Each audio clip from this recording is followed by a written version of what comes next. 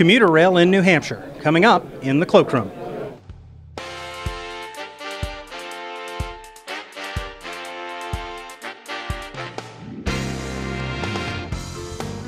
Hi, I'm Grant Bosse, and welcome back into the Cloakroom, the video magazine for the Josiah Bartlett Center for Public Policy. Commuter rail, an expensive and controversial topic in New Hampshire. Should people going to work have more options by rail? Specifically, the Capital Corridor project, which would bring trains from Lowell up through Nashua, Manchester, and Concord. The Business and Industry Association hosted a lunch panel on the topic featuring Josiah Bartlett President Charlie Arlinghaus and former New Hampshire Rail Transit Authority Chairman Peter Burling. And I have highway service, bus service, plane service out of Boston, West Lebanon, Burlington, and Manchester. And because I live where I live, I have superb rail service, north and south, which by this time next year will permit me to get on the train in White River and get off the train in New York City in 5.5 hours, and I would think probably Montreal in about 3 hours.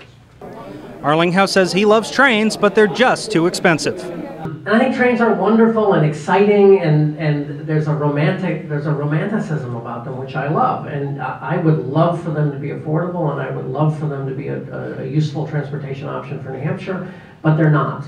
Burling criticized the current legislature for not supporting commuter rail in New Hampshire and the current Executive Council for scuttling a $5 million study on the impacts of the Capital Corridor project.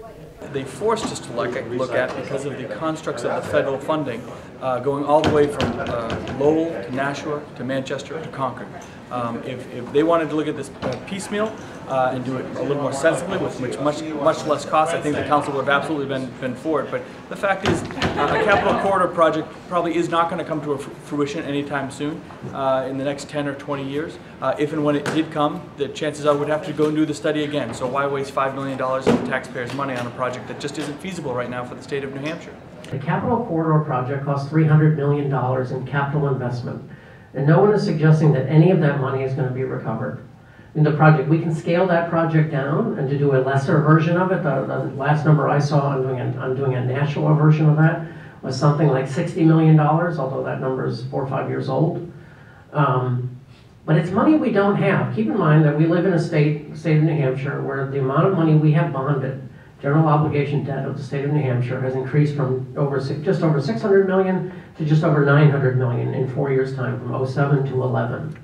It's a 45% roughly increase in that amount of money, when in the 3 previous 4-year cycles we increased 3 or 4% a year. We don't have any excess bonding capacities. Nashua Mayor Donnalee Lozeau supports extending train service 18 miles from Lowell, Massachusetts, up to her city. When people talk about commuter rail, one of the things that I don't think people realize is it's not just about people from New Hampshire going to Massachusetts. It's also about people in Massachusetts that are working in New Hampshire. A lot of our businesses in Nashua look for commuter rail for that purpose. But I also think one of the things that is missing from the discussion, which I've raised multiple times over the years, is the benefit of the rail for freight. Our businesses in Nashua are particularly lined up along the rail corridor, and many of them were done that way on purpose for goods and services.